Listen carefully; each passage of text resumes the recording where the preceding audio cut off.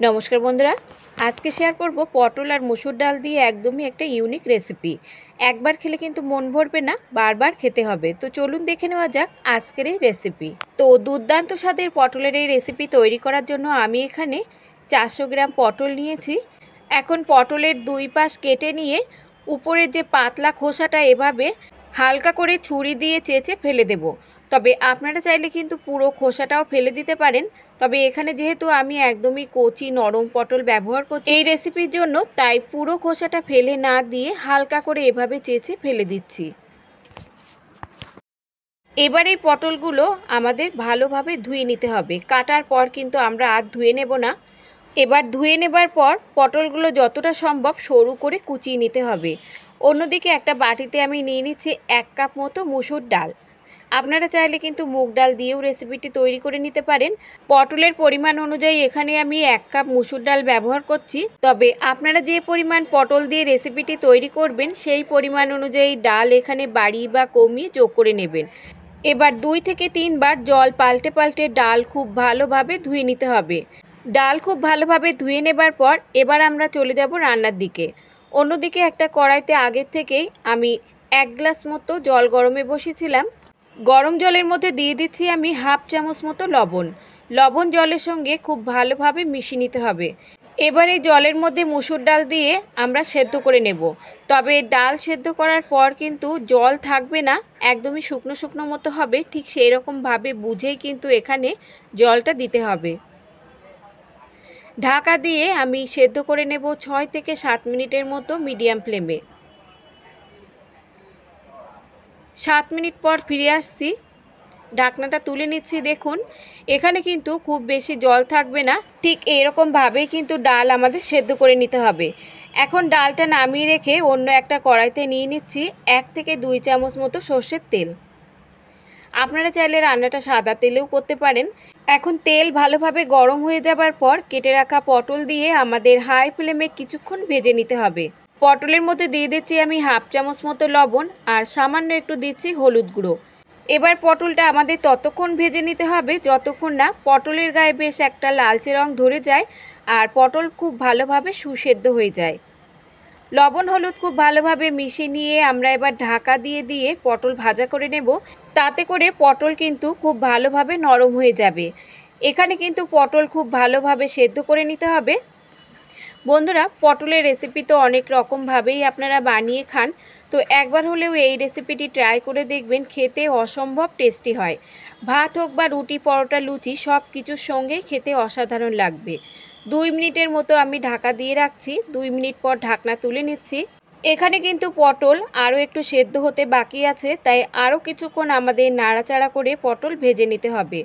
পটলের গায়ে দেখুন হালকা কিন্তু লালচে রং ধরতে শুরু করেছে, তবে পটল কিন্তু এখনও ভালোভাবে সেদ্ধ হয়নি, তাই আরও 2 মিনিটের মতো ঢাকা দিয়ে আমরা রান্না করে নেব। মিনিট 2 পর ঢাকনা তুলে নিচ্ছি। দেখুন পটল কিন্তু এখানে বেশ ভাজা ভাজা হয়ে গেছে আর পটল কিন্তু ভালোভাবে নরমও হয়ে গেছে। এখন এই পটলগুলো আমরা তুলে নেব।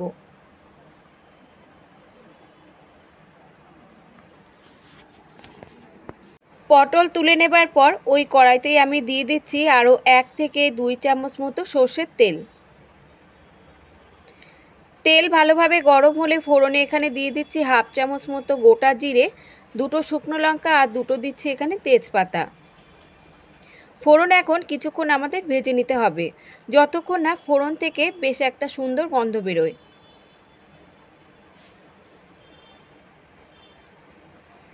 আর এই রেসিপিটি তৈরি করতে খুব বেশি কিন্তু সময় লাগে না, খুব অল্প সময়ের মধ্যেই কিন্তু আপনারা তৈরি করে নিতে পারবেন। ফোড়ন কিছুক্ষণ ভেজে নেবার পর এবার এর মধ্যে যোগ করে দিচ্ছি 8 থেকে 10 কোয়া কোচানো রসুন। তবে বন্ধুরা, আপনারা চাইলে রসুনটা কিন্তু থেতো করেও যোগ করতে পারেন। এবার যোগ করে দিচ্ছি একটা বড় সাইজের কোচানো পেঁয়াজ। রসুন আর পেঁয়াজ আমাদের কিছুক্ষণ ভাজা ভাজা করে নিতে হবে, যতক্ষণ না পেঁয়াজ আর রসুনটা একটু নরম হয়ে যায়। আর এই রেসিপিতে অবশ্যই কিন্তু রসুনটা দেওয়ার চেষ্টা করবেন। রসুন দিলে দারুণ একটা টেস্ট আর ফ্লেভার আসবে। তবে রসুন যদি কারোর অপছন্দ হয় সেক্ষেত্রে আপনারা রসুনটা বাদ দিয়েও কিন্তু রেসিপিটি তৈরি করে নিতে পারেন। রসুন আর পেঁয়াজ একটু ভাজা ভাজা হলে এবার এর মধ্যে যোগ করে দিচ্ছি আমি একটা বড় সাইজের টমেটো। টমেটোটাকে আমি আগেই স্লাইস করে কেটে রেখেছিলাম। আর এরই সঙ্গে যোগ করে দিচ্ছি আমি লবণ। তবে লবণ কিন্তু এখানে বুঝে ব্যবহার করতে হবে, যেহেতু আগে আমরা দুবার লবণ ব্যবহার করেছিলাম। এবার দিয়ে দিচ্ছি সামান্য একটু হলুদ গুঁড়ো। লবণ হলুদ সমস্ত মশলার সঙ্গে ভালোভাবে নাড়াচাড়া করে মিশিয়ে নিয়ে এবার 2 মিনিটের মতো লো ফ্লেমে দিয়ে ঢাকা দিয়ে আমরা রান্না করে নেব। তাতে করে কিন্তু মশলা খুব ভালোভাবে নরম হয়ে যাবে। এবার ঢাকা দিয়ে রেখে দিচ্ছি আমি 2 মিনিটের মতো। ফিরে আসছি আমি 2 মিনিট পর। ঢাকনাটা তুলে নিচ্ছি। এখানে কিন্তু টমেটো খুব ভালোভাবে নরম হয়ে গেছে। সামান্য একটু লবণ দিয়ে টমেটোর সঙ্গে মিশিয়ে নিয়ে ঢাকা দিয়ে রেখে দিলে কিন্তু খুব তাড়াতাড়ি টমেটোটা নরম হয়ে যায়। এবার অনবরত নাড়াচাড়া করে টমেটোটা একটু স্ম্যাশ করে দিতে হবে। এতে করে কিন্তু এই যে মশলার একটা ছাড়া ছাড়া ভাব সেটা কিন্তু থাকবে না, আর মশলাটা একটু মাখা মাখাও তৈরি হবে। এখন এর মধ্যে দিয়ে দিচ্ছি আমি আগে থেকে ভেজে রাখা পটল, আর সঙ্গে যোগ করে দিচ্ছি সেদ্ধ করে রাখা ডাল। পটল আর ডাল দিয়ে আরও কিছুক্ষণ আমাদের হাই ফ্লেমে রান্না করে নিতে হবে। ডালের মধ্যে যে হালকা জল আছে সেটা যতক্ষণ না শুকিয়ে একদমই শুকনো শুকনো মতো হচ্ছে ততক্ষণ পর্যন্ত কিন্তু আমাদের নাড়াচাড়া করে রান্না করে নিতে হবে হাই ফ্লেমে। তবে আপনারা যদি একটু ঝোল ঝোল রাখতে চান সেক্ষেত্রে কিন্তু অবশ্যই এখানে জল যোগ করতে পারেন। তবে এই রেসিপি ঝোলের থেকে শুকনো শুকনো মাখা মাখা হলে তবেই কিন্তু খেতে বেশি ভালো লাগে। দারুণ একটা ফ্লেভারের জন্য এবার আমি যোগ করে দিচ্ছি এখানে 2 থেকে 3টে চেরা কাঁচা লঙ্কা। ঝালটা আপনারা যে যেমন খাবেন তেমন এখানে যোগ করে নেবেন।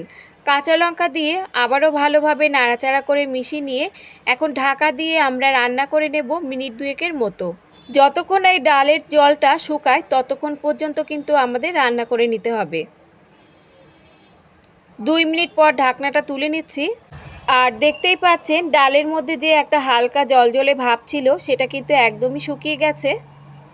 ঘরোয়া উপকরণ দিয়েই কিন্তু আপনারা এই রান্নাটা করে নিতে পারেন। এবার শেষে যোগ করে দিচ্ছি ভাজা ধনে আর জিরের গুঁড়ো 1 চামচ। শেষে এরকম ধনে আর জিরে একটু ভাজা করে গুঁড়ো করে দিয়ে দেখবেন খেতে কিন্তু অসাধারণ লাগবে, স্বাদে গন্ধে হবে অপূর্ব। তবে আপনারা চাইলে এখানে ধনেপাতাও কিন্তু যোগ করতে পারেন। ভালোভাবে নাড়াচাড়া করে মিশিয়ে নিলেই রেডি হয়ে যাবে একদমই সহজ একটা রান্না, কিন্তু খেতে হবে অসাধারণ। একবার খেলে কিন্তু মন ভরবে না, আপনারা বারবার এভাবেই বানাবেন, খেতে এতটাই দুর্দান্ত হবে। এবার আমি সার্ভ করে নিচ্ছি আর দেখতে দেখুন কতটা সুন্দর লাগছে। তো বন্ধুরা, আজকের রেসিপি ভালো লাগলে লাইক শেয়ার কমেন্টের সাথে সাথে চ্যানেলটাকে সাবস্ক্রাইব করে রাখার অনুরোধ রইল। আজ তাহলে এই পর্যন্ত বন্ধুরা, দেখা হবে অন্য কোনো রেসিপির সঙ্গে। ততক্ষণ সুস্থ থাকবেন, ভালো থাকবেন, আর সম্পূর্ণ রেসিপিটি দেখার জন্য সকলকে ধন্যবাদ।